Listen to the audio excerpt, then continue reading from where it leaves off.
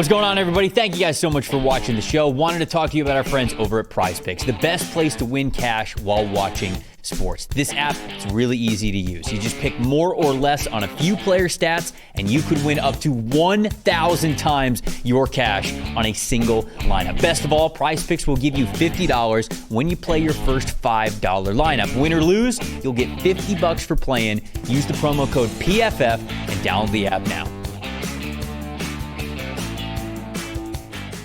Do we think they go Jeanty? Yes.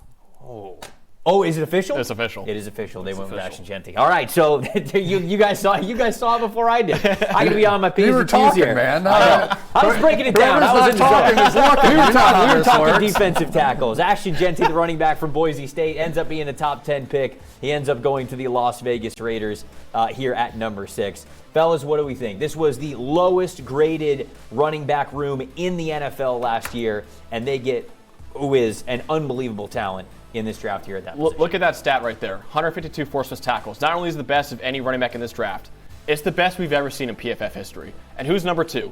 Bijan Robinson. 1,970 yards after contact last year. Best by over 600 yards. Who was number 2?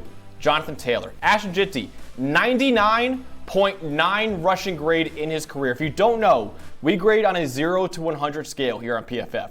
He's 0.1 off from being absolutely perfect. This guy is on the level of Bijan Robinson. This guy's on the level of Saquon Barkley. He is worthy of being a top 10 pick. Las Vegas had the lowest rushing grade in the NFL last year. This made too much sense. I agree. In a special group of running backs, clearly the best one. Yep. And I think a player, you mentioned it, on the caliber of those guys. And he even told us, we got to talk to him last offseason, right before he had this massive Heisman-worthy breakout. And he mentioned 3 things about his game. The power of Marshawn Lynch. Yep. The balance of Alvin Kamara, and the route running of Christian McCaffrey. Those are the 3 things he's trying to accomplish. And at some point at Boise State over his 3 years, he's accomplished all 3 of those things. As a runner and receiver combined over the last 3 years, 325 forced missed tackles.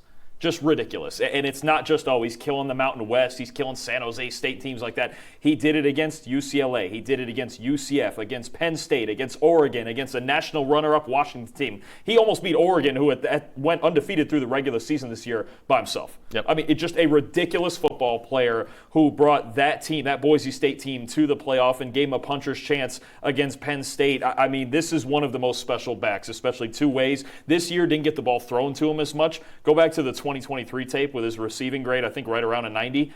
Just ridiculous. He was a former high school receiver. This is the one true do-it-all back in this class. He's an incredible football player, and I love that he goes to the Ravens, where their offensive line really isn't that bad. It's one of the better parts of their team. What do we think this position would have been if it wasn't Jeanty? You think he was O-line?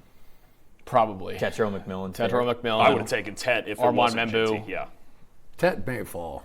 I'm just don't be stunned on that one. But Ashton Jeanty, if he has a weakness, it's definitely in protection.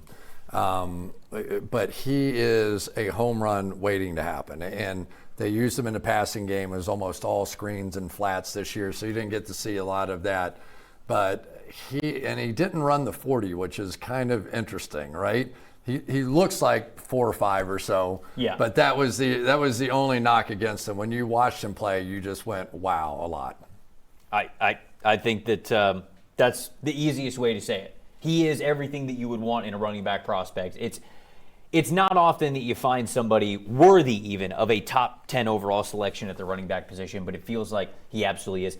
Geno Smith now obviously has a great running game to lean on. What do we think of the Raiders? Just overall, real quick. Pete Carroll's happy.